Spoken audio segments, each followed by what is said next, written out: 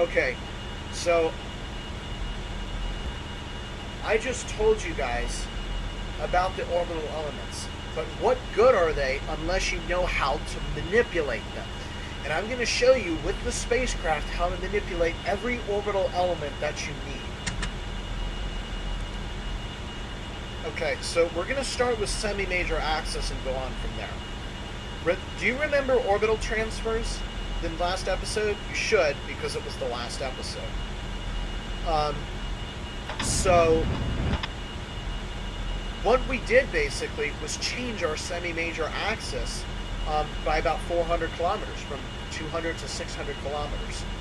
So watch what happens now.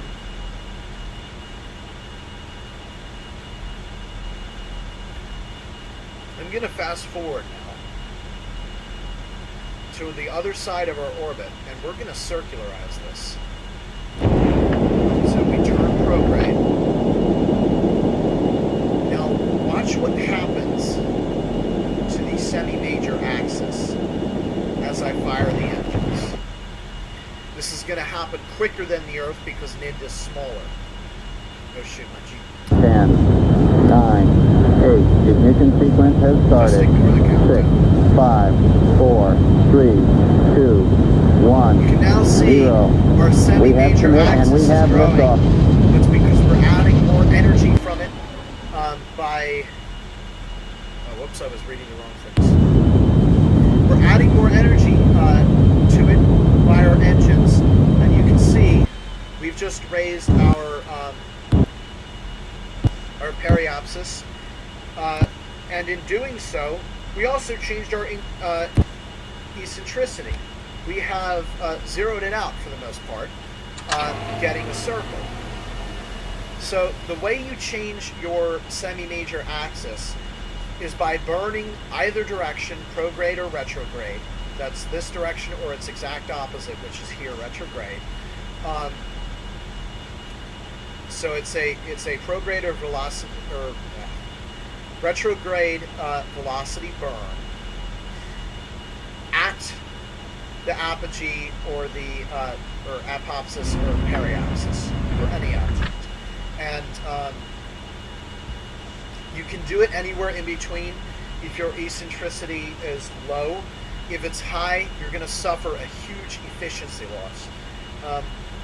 Watch what happens if I burn up and then we increase the Semimajor Axis even more. And I'm talking way more. So let's do that now. We have unlimited fuel, so I'm going to fast forward. This is a burn at 10x. We're going to stop at 16. There we go, 16 megameters. And now we're going to ride that out. You can see the Semimajor Axis is now much larger and the eccentricity is different.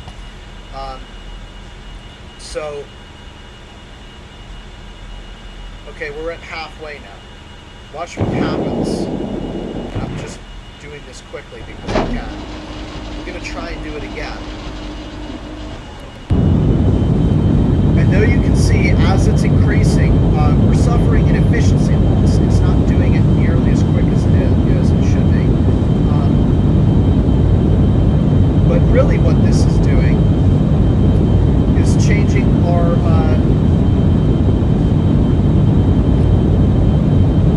right ascension of the ascending node. That's basically what it's doing. Well, it's a combination of argument of periapsis and longitude of ascending node. But you don't really do those kinds of burns. So I'm going to wait for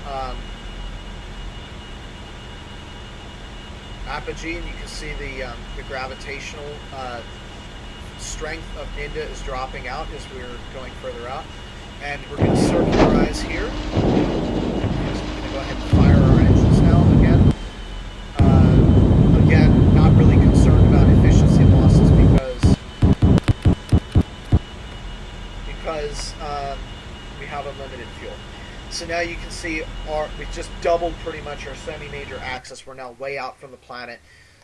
So this is how you do it. And beautiful view of its yellow-green waters.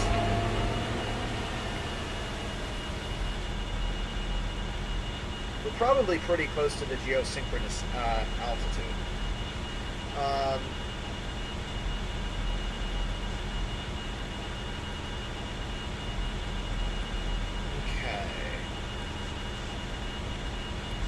Okay, so now let's say that we wanted to pass over a base, and this base happened to be, okay, we'll say, so if this is 30 degrees east, that would be 60, 90, 120. Let's say that we have a base at 60 degrees latitude and 120 degrees east longitude. Our orbit doesn't pass over it, but we need to change it. Can you guess which orbital element we have to change is?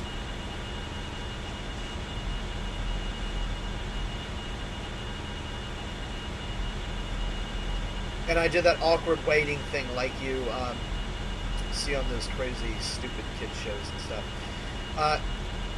If you guessed inclination, you are incorrect. Just kidding. You are correct. I should not troll you guys. Okay, so the way you do this is called a plane change, by the way, and it is done in a perpendicular velocity to the orbital plane. And what you do is you move this way, but you burn this way, and the resultant is that you get a diagonal vector, which constantly changes. And like the Semimajor Axis, you burn when you're at the descending and ascending nodes. And depending on the direction you burn, orbit plus or orbit minus, depends on how your inclination changes. I know that because we are at the, well, first of all, the inclination is nearly zero. When it's zero, just like the eccentricity being zero, you can burn anywhere and not suffer efficiency losses. If your inclination is far from zero and you burn at the peak or crest or trough of the orbit, you will run out of fuel because plane changes are expensive burns. I try and minimize. I'm sure every smart orbiter player that tries to do it correctly tries to minimize plane changes as much as they can by launching east. And people that do Kerbal Space Program indeed would do that as well, because you're challenged to do so. Okay, so I know that at the descending node, yeah, this is the descending node, it means we're going south longitude, or latitude, which means our latitude value here is shrinking. So, because of that,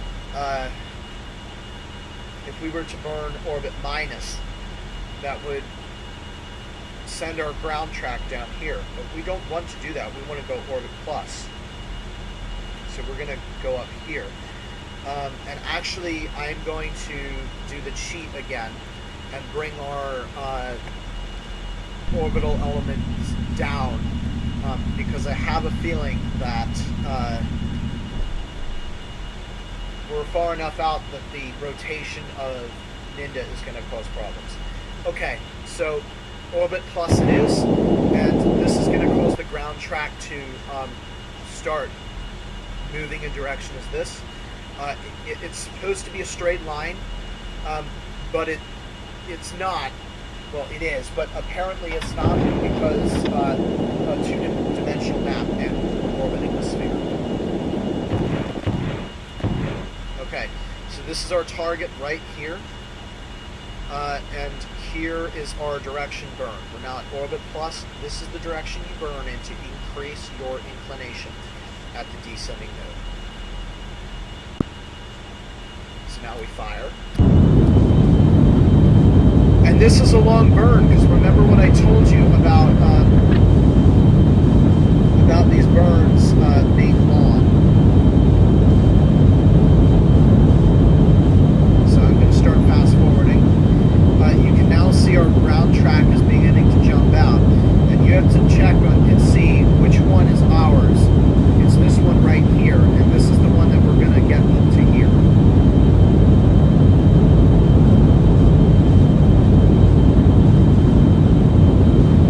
we go and go and go, you can see this frame here changing. This one doesn't because it's supposed to stay put.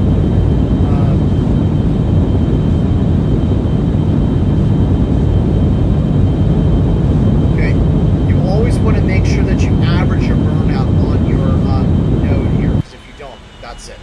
We've done it. Our orbit now passes over this location that we wanted, which, as I recall, was 120 degrees east, 60 degrees north. Yes, exactly. You can see our horizon line looks enormous, but no, it's not. It's the same size. We're just close to the pole. And down there somewhere is the great continent. I forget its name, but it's the big one. It's the Asia of this planet that we're over right now.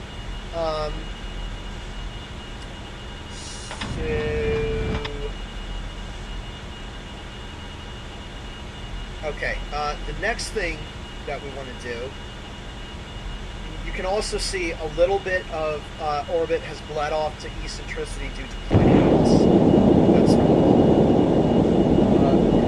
Now I'm going to show you something interesting that isn't contained on the, let's see if I can get my right hand back here. Driving, it's been a while since I've used my right hand. Okay, so these aren't included directions, but I use them a lot. And this is the last maneuvers, and they can be used to change the argument of periapsis. Yeah. Wait. No. Sorry. The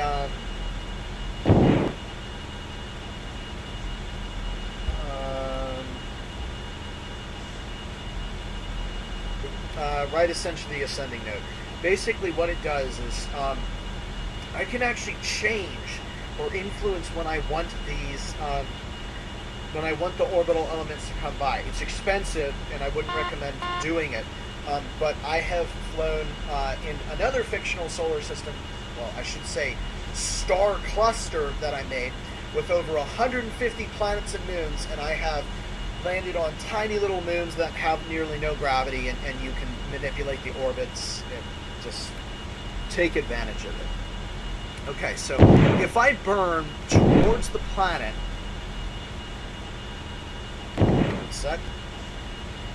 if I burn towards the planet, 270 degrees on the, it's not the pitch ladder, it's the yaw ladder, or the yaw tape. If we burn now, this will rotate the lowest part of the orbit, and it makes sense because we're burning towards the Earth to try and push ourselves up against the planet. This will rotate our periapsis towards us. So watch what happens when I burn.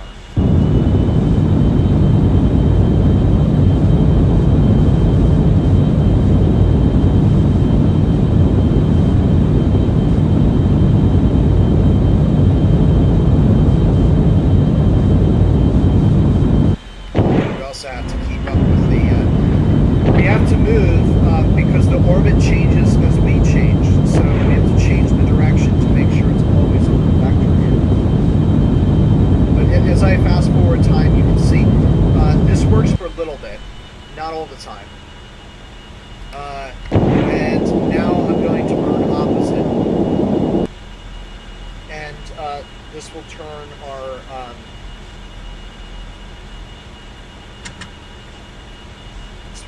apogee towards us. I suppose if you wanted to be even more efficient, you should really burn opposite the, oops, there's 90 degrees of the Semimajor Axis, but that's okay. These orbits aren't really used that often.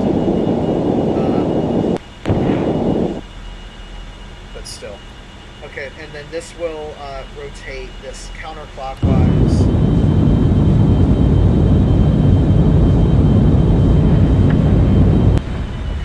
What's going on here?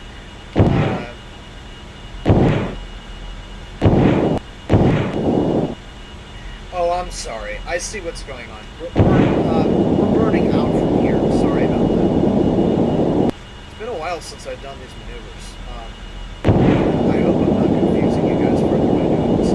Okay, if we wanted to do this, then we would now burn perpendicular here, which in this case happens to be here. It's perpendicular with the line here.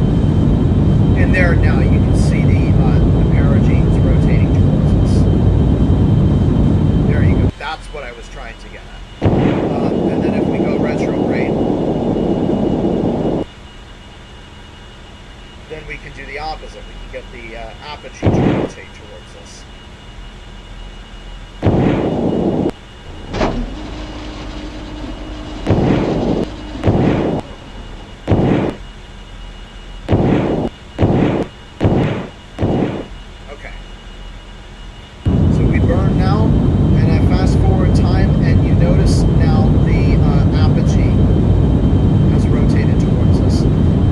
Efficient, but it's useful for changing your okay, so what is changing? Yes, it is the longitude of ascending node, which you change, and that is very useful for doing things like that. Okay, so now we're going to be looking at some interesting orbits. We're going to come back to this again. And we're going to look at geosynchronous Molniya and Tundra orbits. These only work for rotating planets and objects. So we're going to return our eccentricity to nearly zero. And now what we're going to do is increase our semi-major axis until we find that we orbit slower than the planet rotates. And this is found by when this crosses. You can see the cross now, or you can see it starting to form.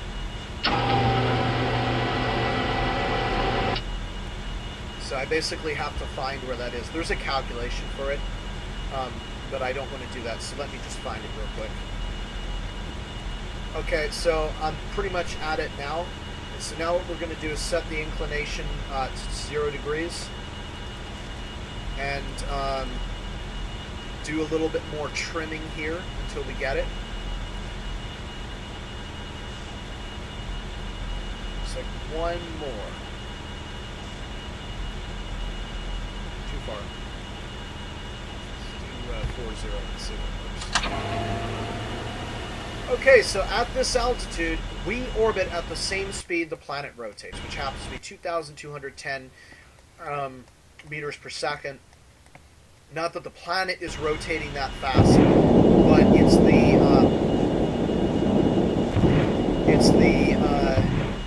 it's how long it takes us to orbit on this, distance versus how far we're out. And we will get perturbed because of the star and everything. But I'm going to fast forward now to 10,000. Let's see if I can stop this stupid perturbation. Okay. There's 10,000. And well, it's hard to tell, but you can see we're basically staying above this part of the planet here. If you look at our map here, our two-dimensional map, you can notice our ground track doesn't change, and neither does our orbit, which means we can remain in this location for a vast amount of time. This is how GPS satellites do it. Let me see if I can find the planet. There it is.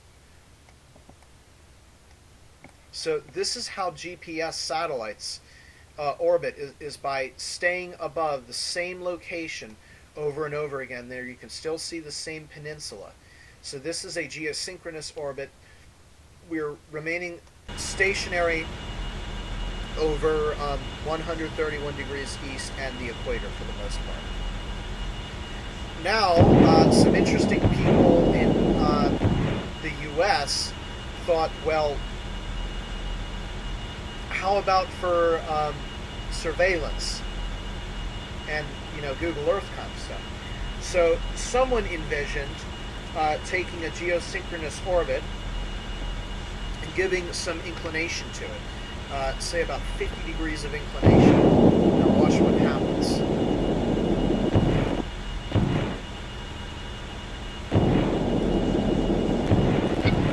I'm also going to change our longitude of the ascending node some.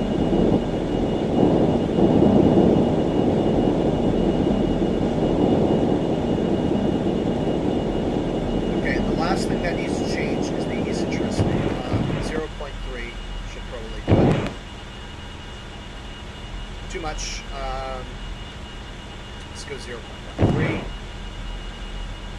And we're going to have to change our altitude just a bit.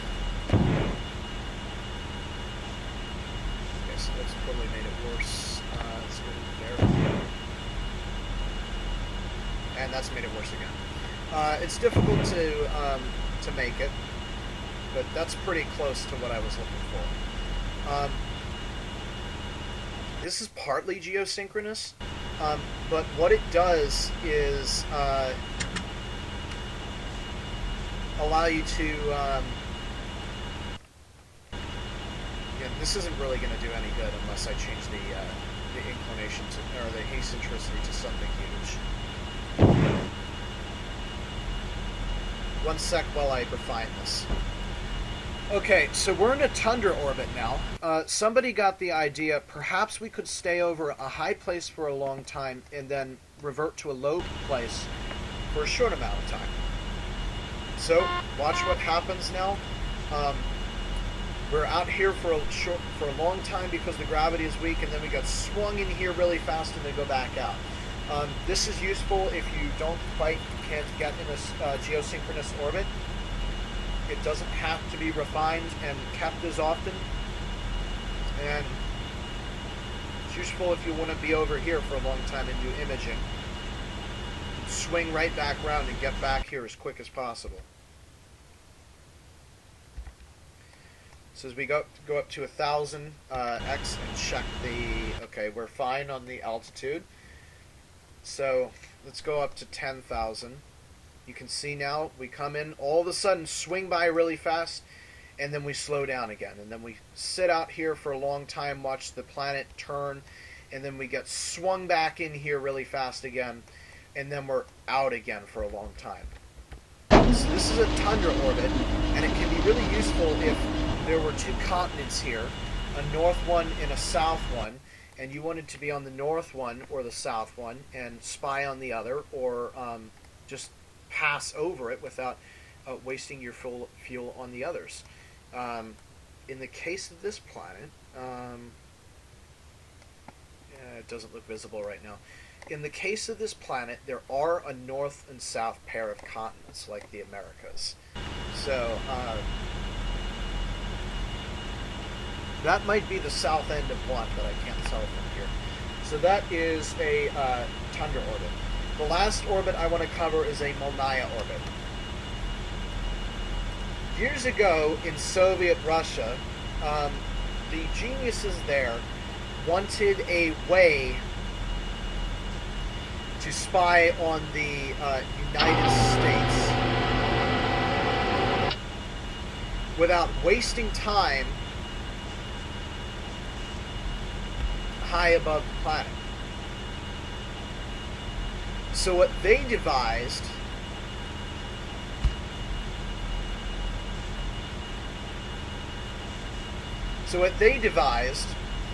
was that if you were to raise the Semimajor Axis to a point near the what you call it? Why can't I think of it? The near to the geosynchronous point, you eventually get these weird loopy looking things. I also have to jump up the eccentricity as well.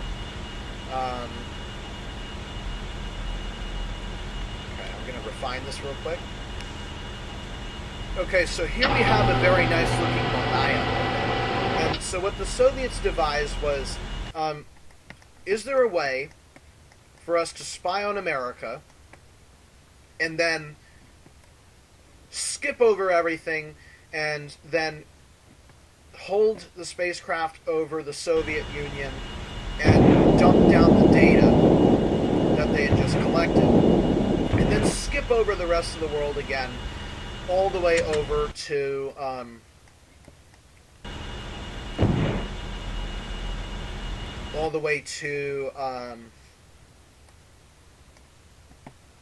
America again, and then repeat that process. So Soviet Union, quick skip everything America, quick skip everything Soviet Union, quick skip everything America, and a cycle of get the data, dump the data, get the data, dump the data. And so what they found was that this Malaya orbit will slow the spacecraft on one side of the orbit and swing it back around and then stop it on the other side of the Earth. So watch this. I just have to check on the... Oh yeah, we're fine on the altitude. Okay, so if you watch our ground track here, moving slow, all of a sudden we just swung around and now we stopped again, pretty much. We're just sitting here for a very, very long time. So now on this side of the Earth, alright, so let's see if we can... Alright, so we're on that continent now, and we want to spy. So we've just commanded the spacecraft to spy, and we get all this time to tell it to spy, and then we're ready for it to go into action. You can see now, it literally, it almost stops. I mean, it sits here for a very long period of time. And then that's been plenty of time, so then I have to see if I can kill this, and then go to 10,000. Ah, that works. Okay, so we've now downlinked it, and then we want to get to the other side of the world now. So we're going to swing around really fast now, just don't care about everything else. And then you can see now our ground track, here we are again. We're stopped now on the other side of the Earth, and we can now spy on this continent over here. This only works for Northern Hemisphere pairs and Southern Hemisphere pairs that are on the other side of the Earth. That means suitable pairs might be Canada and the Soviet Union, China and America, Australia and Brazil. Those are really the only three good pairs that exist. Other than that, I mean, nowadays they just use them for communication and everything. But a Malaya orbit is very cool because it gets you from one side of the planet to the other in a very quick amount of time, as you can see here as the spacecraft waltzes around the other side. And now we're back where we started again. So that's about it for orbits and orbital mechanics. I hope you guys didn't get too lost in all of this, and I hope someone is still watching. But if you watched and understood all the way through, you should now have a good idea of orbits. So now, I will see you guys next time for the next tutorial on something like docking or something. So, as the end of it, I'm going to escape the gravitational field of Ninda by bursting my engines until we get a negative semi-major axis, which is complex, and we get to escape velocity. So you can see what the escape velocity of Ninda will be at 21 megameters in altitude. Here we go. And there we've done it now. We're now in escape trajectory, and we're now unbound from the planet. say goodbye to it as we sail off into the dark of space. This is Dr. Aeronautics, and I hope you enjoyed this tutorial, almost encyclopedia, really, of mechanics and everything else. And I will see you guys next time for, what would it be?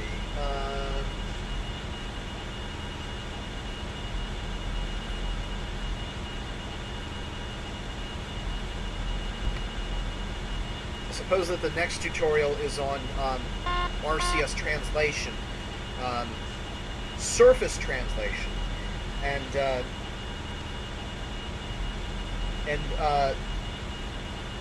VTOL translation operations. I don't want to get too much into the hover engines and stuff. That's for a later tutorial. But I will see you guys next time, and make sure you check with my Orbital ESO. So we're finally gonna get the trains and the subways on the tracks. Bye.